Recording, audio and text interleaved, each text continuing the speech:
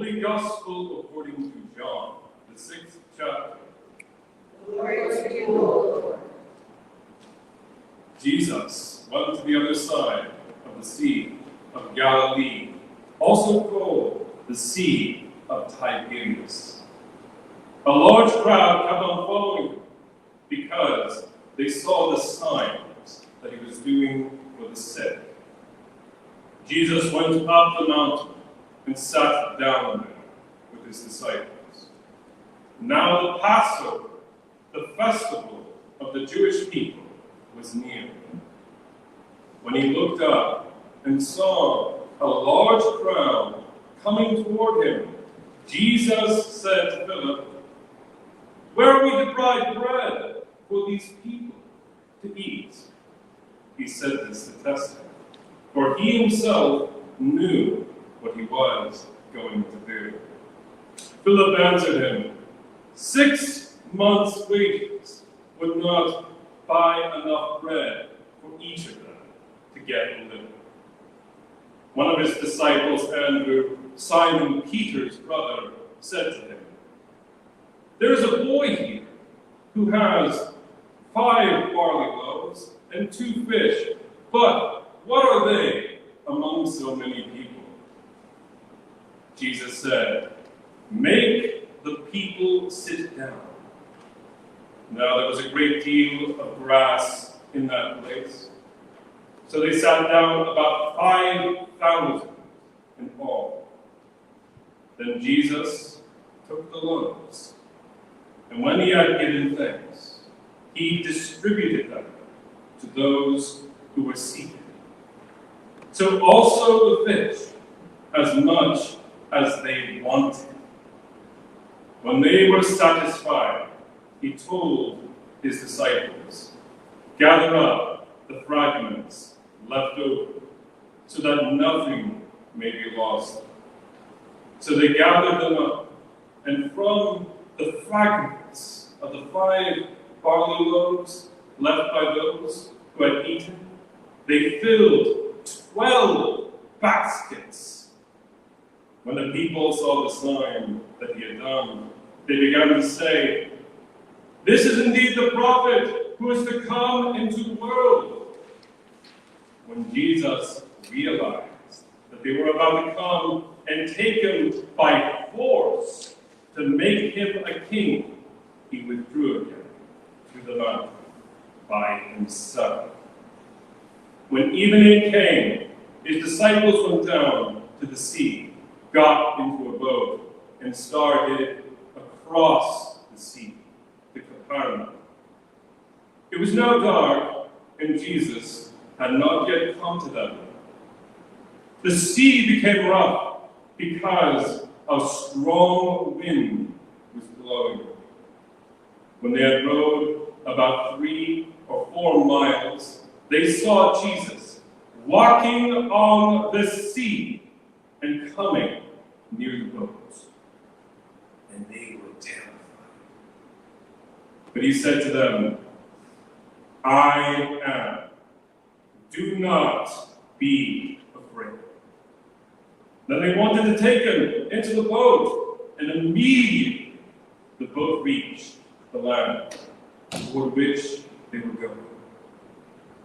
This is the saving gospel of the Lord. Praise to you, O Christ. You know, I'm usually one for props, but I need to confess to you this morning, I ate them. You see, my wife is an extraordinary cook. I don't know how she carries out this domestic chemistry. Last night she had a surprise for me in the middle of sermon prep. 2 fish fillets and 5 full biscuits. Yeah, walk those off today, too. Fortunately, I am, as many of you know, son of marathon runners, although I'm more of a marathon walker than I am a runner. Sorry, I'm a runner. But when we discuss today's reading, the multiplying of the loaves and the fishes, it's a story which we as Christians have usually grown up with for many years.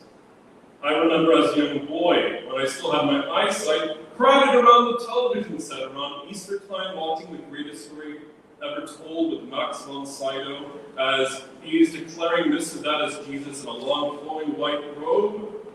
And we think we understand this miracle of Christ. And I'm not about to say that we don't.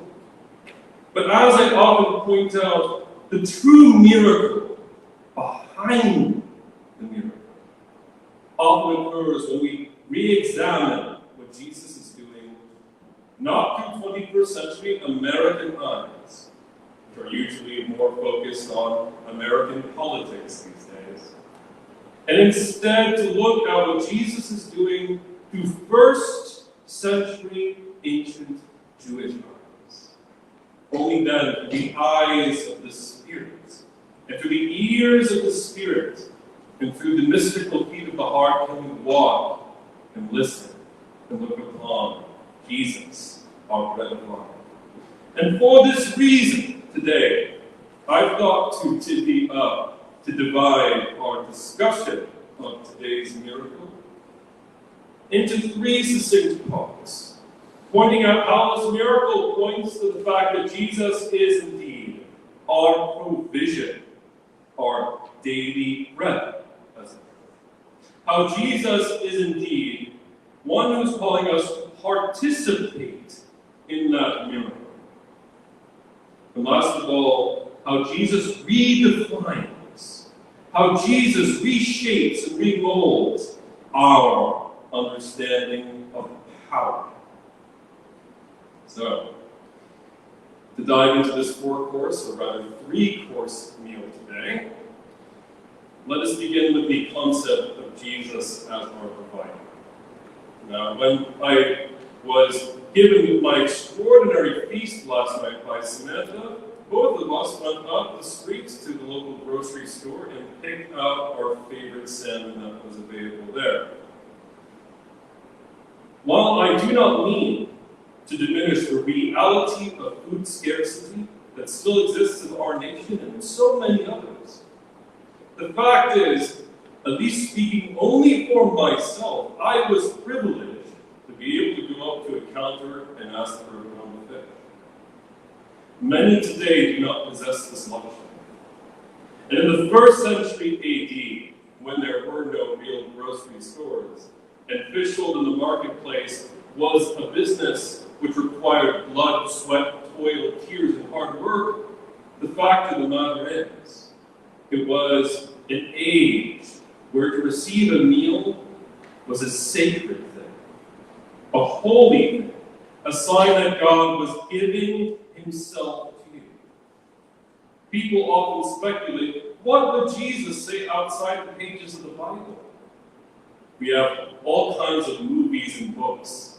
Anne Rice, who wrote Interviews with a Vampire, wrote her own childhood version of what may have happened to a young Jesus. We have our favorite show for Sam and I, The Chosen, directed by a great evangelical, Dallas Jenkins, speculating what Jesus would have done outside the pages of the Bible. But I can say with some confidence something Jesus said every single day that you will not find directly in the pages of the Bible. And that is the prayer of gratitude, or the prayer of thanksgiving. He says over the bread and the fish in today's reading. It was a prayer that was and is still said in Jewish homes to this day. Baruch atah Adonai Eloheinu, melech haolam, hamotzi lachem min ha'aretz.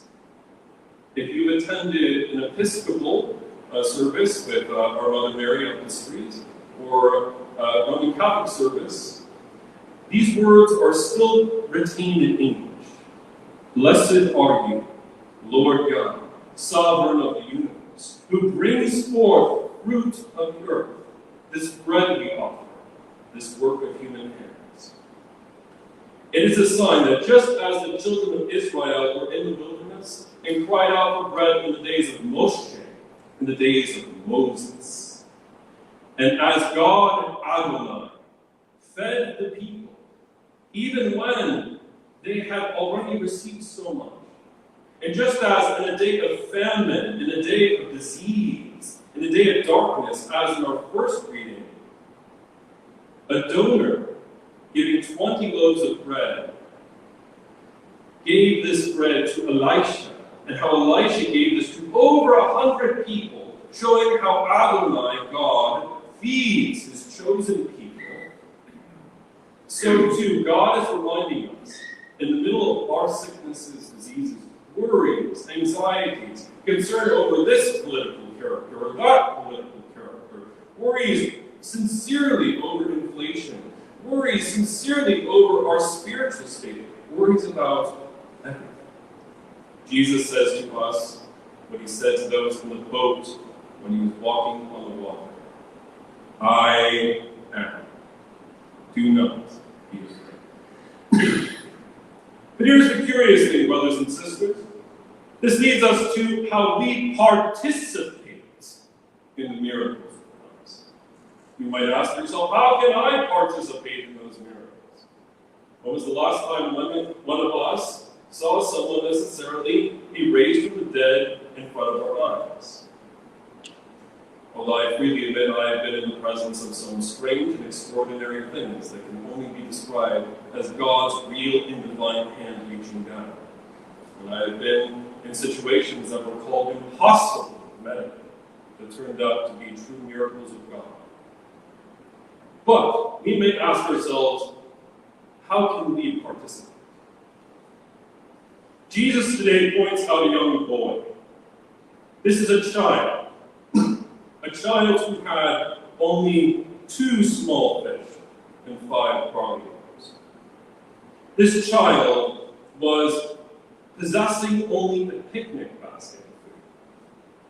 But God did not despise this offering of generosity. Many people had food that day. They didn't offer it to the Lord, but this boy did. He knew that there was a need. He knew, though he had very little, God could use that little for great things. Each of us here possesses a talent. Each of us here possesses a gift.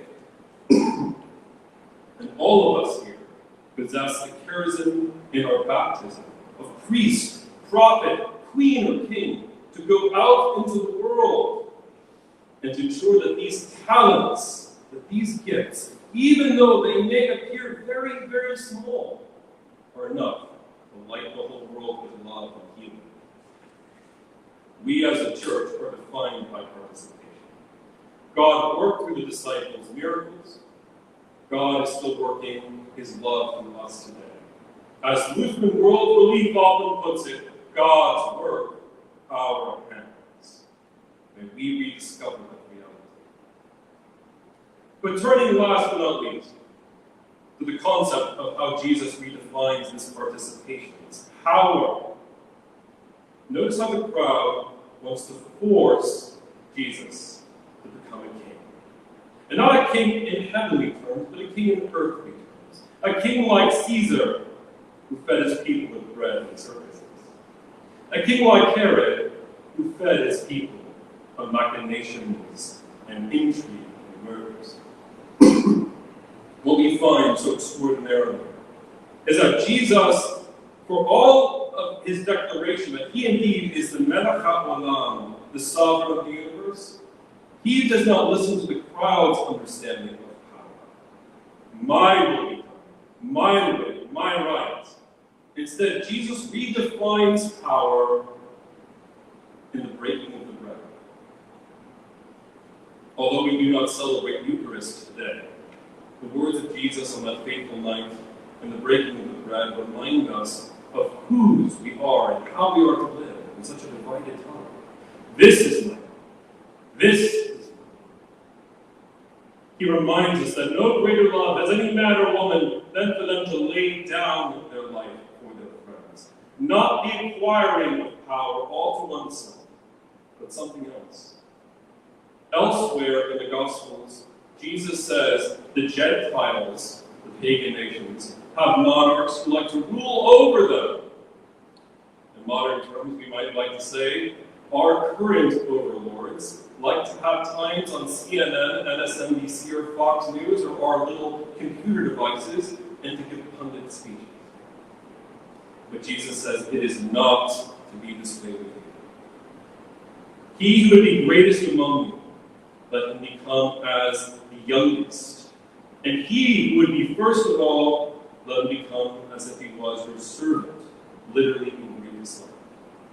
And he brings before the disciples in that earlier passage a child and says, unless you become as a little child like one of these, you cannot enter into the kingdom of heaven. The Melech Olam, the King of the universe, is sent. And what will this mean?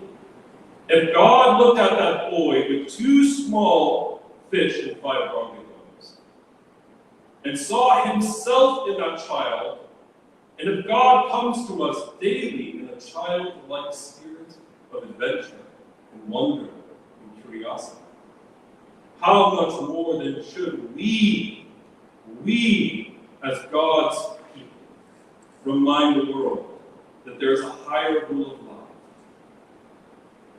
Quote the Miserable, to love another person is the seed of faith.